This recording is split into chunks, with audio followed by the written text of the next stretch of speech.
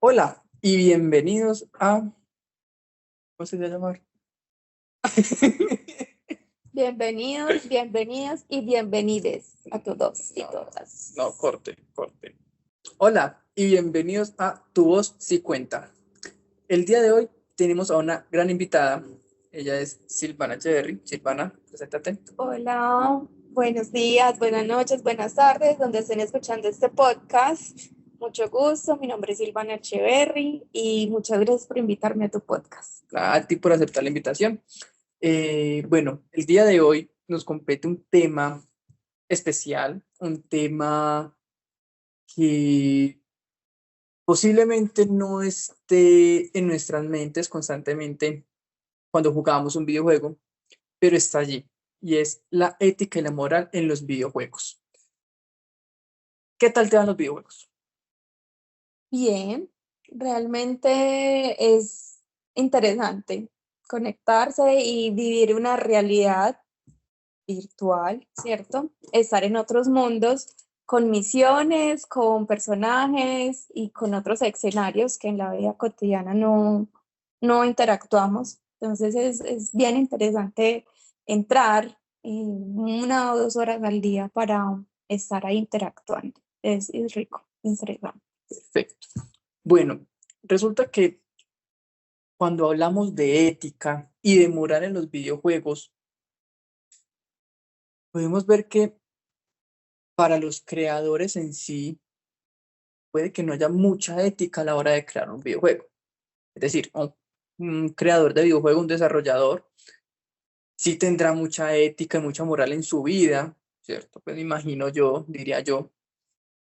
Pero cuando entramos a un mundo de videojuegos, vemos que esa ética o esa moral se puede perder un poco. ¿Qué tan de acuerdo, qué tan... ¿Tú qué piensas, mejor dicho, con respecto a esa ética? Por ejemplo, un videojuego de batallas, de guerra, como lo es un videojuego tipo Call of Duty, que es un juego de matar personas, de asesinar, hay partes donde toca asesinar dentro del videojuego, claro está, asesinar a gente que no tiene nada que ver. ¿Tú cómo tomarías esas, esos pedazos, esas escenas de los videojuegos con respecto a tu ética o tu moral? Porque la ética es algo ya establecido, es más que todo como tu moral, porque la moralidad es dependiendo de cada quien. ¿Tú cómo tomarías, por ejemplo, una escena en la que tienes que entrar en un lugar y matar a mucha gente que es inocente de la guerra en el videojuego? ¿Eso te afecta, no te afecta? Sí. Bueno, desde realmente el que inicia el videojuego, el propio creador, pues tiene varias responsabilidades y la mayor responsabilidad que compete entre ética, responsabilidad y moral, digámoslo, que lo podemos meter todo en un mismo conjunto. Obviamente desde su creación, el foco principal es saber a qué público se va a exponer ese videojuego, para quién va a ser creado, ¿cierto? Si va a ser para menores de edad, para mayores de edad, ¿sí? Si va a ser un contenido educativo o un contenido más bélico, como tú me lo expresabas ahorita. Entonces, ¿desde qué parte al propio creador le compete ser muy ético? Es realmente desde su clasificación, desde su género, desde que lo crea, dejar muy bien establecido para qué tipo de público va creado ese O videojuego. sea que podríamos decir de que, o sea, en mi opinión, en mi perspectiva, está de que el creador del videojuego tiene su libre albedrío de crear su videojuego, desea lo que sea, Correcto. pero para eso se crearon y existen actualmente las entidades de clasificación de los videojuegos. Hay unas leyes en cada país, en cada territorio, con respecto a esos videojuegos. Entonces, yo podría crear un videojuego tranquilamente de guerra, de violencia, de narcotráfico, pero cuando vamos a la hora de presentarlo al público, realmente la ética no me compete tanto a mí, sino es a la parte de la clasificación del videojuego.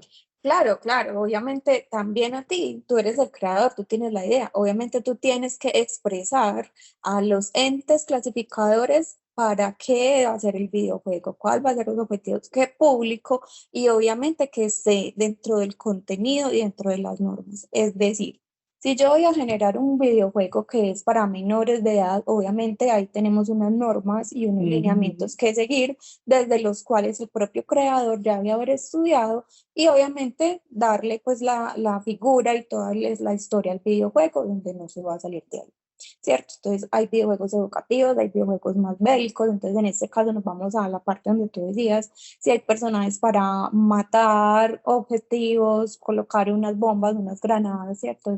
Dependiendo de los objetivos del propio videojuego. Entonces, claro, va a impactar un tipo de población a la cual va a estar en contacto con este videojuego, ¿cierto? Entonces, si va a ser para menores de edad, pues el creador tiene su responsabilidad y su ética de no salirse de estas normas y de estas leyes.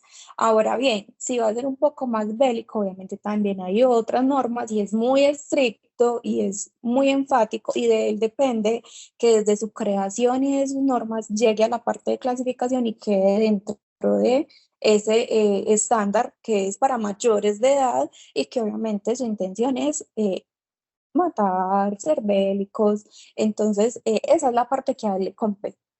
Hasta ahí va y vamos abordando desde el creador. O sea, podría decirse de que de parte del creador hay una responsabilidad para saber primero hacia qué objetivo o hacia qué tipo de personas va a ir el videojuego. Correcto, Ya de ahí, entonces, digamos que el creador del videojuego diseña el juego para mayores de edad, correcto. tenga contenido explícito de pornografía, de matanzas, de extradición, de lo que sea.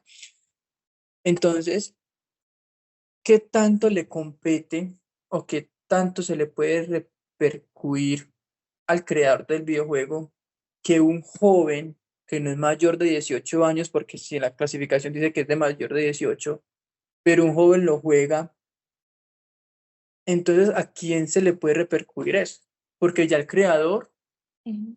pasó su tema de clasificación, dice que es para mayores de 18, pues entonces ahí ya entraría también en parte lo que es la persona que lo juega y adicional, si es un menor de edad, pues el acompañamiento o la aprobación de los padres. Claro que sí. Es muy importante ese punto, puesto que el creador ya hizo su parte. Ahora bien, el consumidor, di tú, una persona adulta mayor de 18 años, que está diseñado un videojuego bélico para ese público, ¿cierto?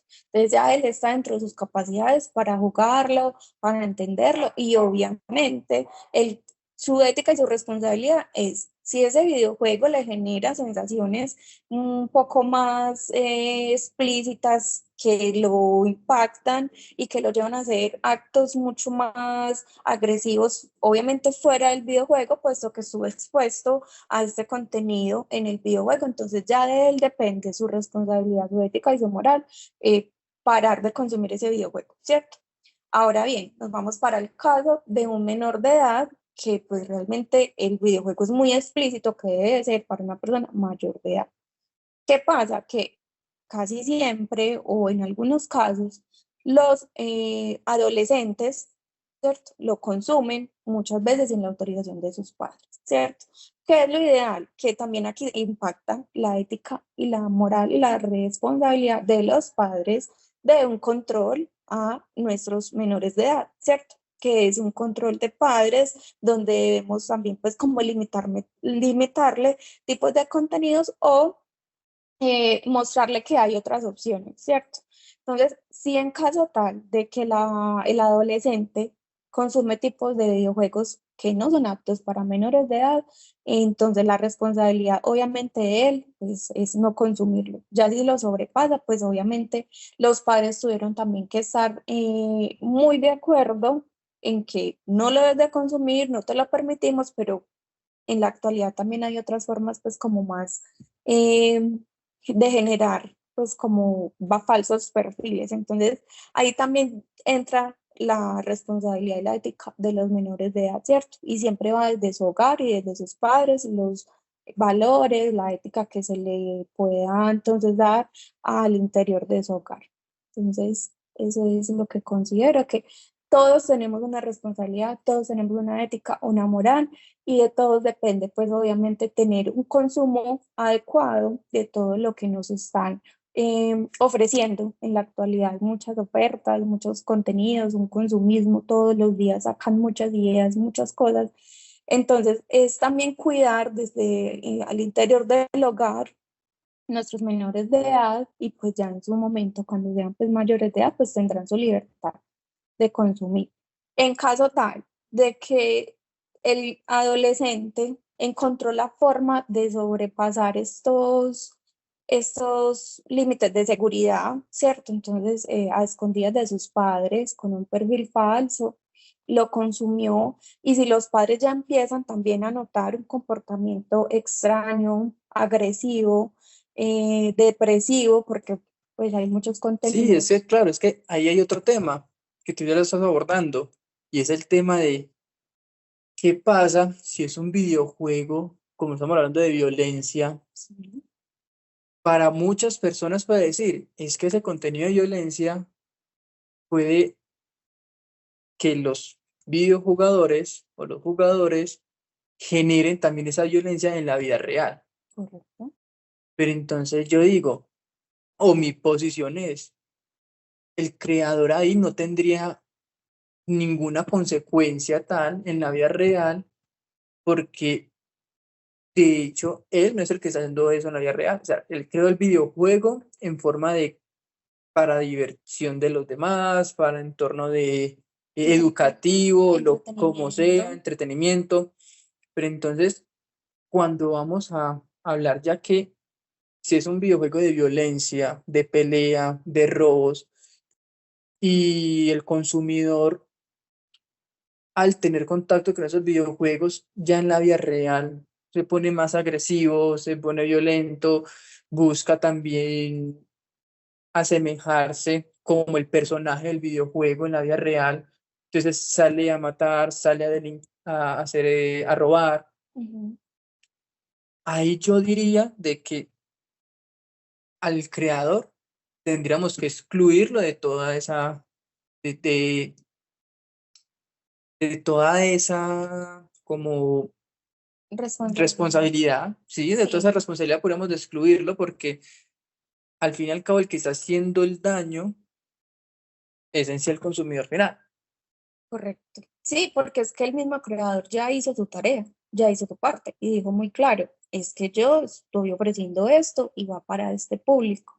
Obviamente el consumidor final es quien decide y toma sus decisiones entre su ética, entre su moral, entre sus decisiones y su responsabilidad de decide consumir ese tipo de videojuegos. Entonces, realmente todos tenemos una responsabilidad, todos debemos pues como de estar dentro de la moral y dentro de la ética, de ser pues como muy transparentes en ese caso, de no consumir videojuegos que sean tan bélicos, en ese caso como para los menores de edad, y para los mayores de edad, en caso tal de que sientan, tenemos dos panoramas. Los mayores de edad que se puedan ver impactados por el contenido bélico y puedan querer o desean, ya tienen su sentimiento de casi equiparar o volver como realista el videojuego y en su realidad generar ese mismo contenido. Entonces, pues obviamente estar desde la conciencia y buscar su ayuda profesional y no consumirlo más, ¿cierto?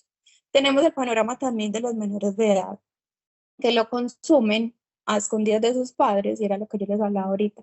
Ya ahí, ya qué pasa, ya la responsabilidad del menor, pues se vio pues violada, ¿cierto? Se vio que se sobrepasó, pero para eso están también los padres, para que puedan estar muy al pendiente de esos comportamientos que está generando ese impacto de ese videojuego en los menores de edad tan bélico. Es decir, lo notamos, como lo decía ahorita, de una forma más agresiva, y eso. Entonces ahí es donde entran los padres también con su responsabilidad, con su ética, con su moral, de también llevarlo o darle una orientación como un profesional para que obviamente no se consuma más ese contenido, pero él también debe empezar a trabajar esa parte y esos sentimientos que le generó el impacto del videojuego.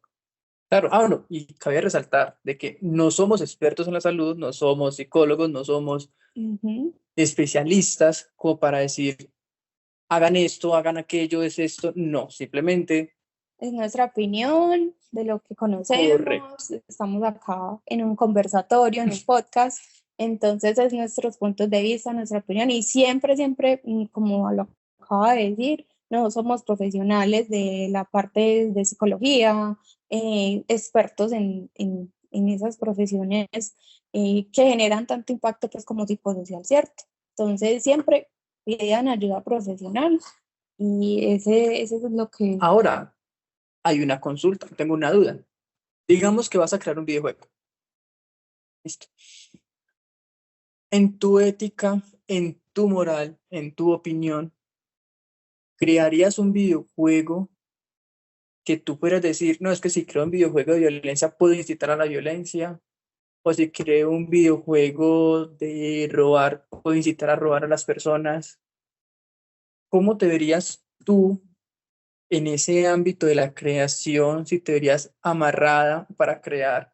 Porque si vamos a decir, no, es que todos los juegos incitan a, o es que si hago un videojuego de violencia incita a la violencia, entonces de cierta forma, yo, siendo ético en mi moral, si me voy por esa rama, no lo crearía, pero de cierta forma me estoy limitando en mi creación, en mi imaginación, en mi historia, crear un videojuego de entretenimiento que tenga un contenido X.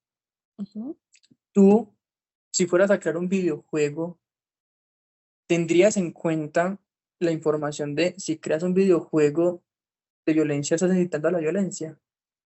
Claro, es que eso es una realidad, obviamente, porque es que las personas que juegan casi siempre no es media hora, no son 15 minutos. Obviamente cae una responsabilidad del creador de que tanto tiempo, porque hay personas que llegan hasta una obsesión de un videojuego 4 o 5 horas conectado, obviamente eso va a generar un impacto y va a incitar a hacer ese tipo de, así como los bélicos incitan a generar actos de vandalismo o de violencia en el entorno de la realidad, como un videojuego educativo va a incitar, pues obviamente, a aprender algo, ¿cierto? O para los niños, los menores de edad, si se les hace un videojuego para los niños, para que puedan estar aprendiendo los colores, los números, obviamente todo va a generar un impacto y va a generar de que uno los incite, ¿cierto? Entonces, eh, ¿se ve limitado? Sí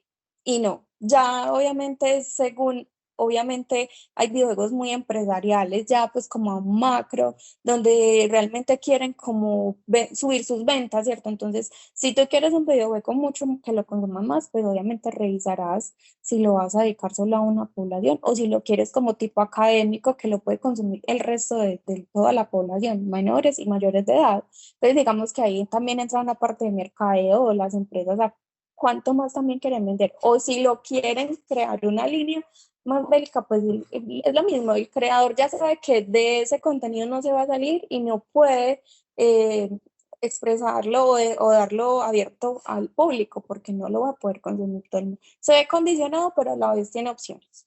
Ese es mi punto de vista. Listo. Yo, en mi opinión, no me vería amarrado. Yo sí, evidentemente, creo mi videojuego, lo creo en forma de entretenimiento. Obvio, crearía el videojuego y tendría su tipo de clasificación Sí. dependiendo, ¿cierto? Dependiendo del contenido que contenga, valga la redundancia. Y ya de ahí en adelante, como dicen, me limpio las manos, me lavo las manos, porque ya depende de cada quien tomar lo que sea bien o sea mal, o cómo tomar el videojuego para su vida realidad, o si lo toma como entretenimiento, como yo los tomo. Yo juego los videojuegos en forma de entretenimiento, para entretenerme, no buscando como de tomar eso para ir a la vida real y hacerlo, en forma de entretenimiento y tomar lo mejor de cada videojuego. Correcto. Igual, como su nombre lo indica este podcast, tu opinión vale, así que deja tu comentario, tu forma de pensar o tu opinión acerca de este tema en la caja de comentarios. Si te gustó, dale like, suscríbete y nos vemos en una próxima ocasión con otros temas, con otros invitados y, ¿por qué no? Muchas sorpresas. Muchas Muchísimas gracias. gracias, A ti, gracias a muchas ti. gracias. Nos vemos, chao, Chao. chao.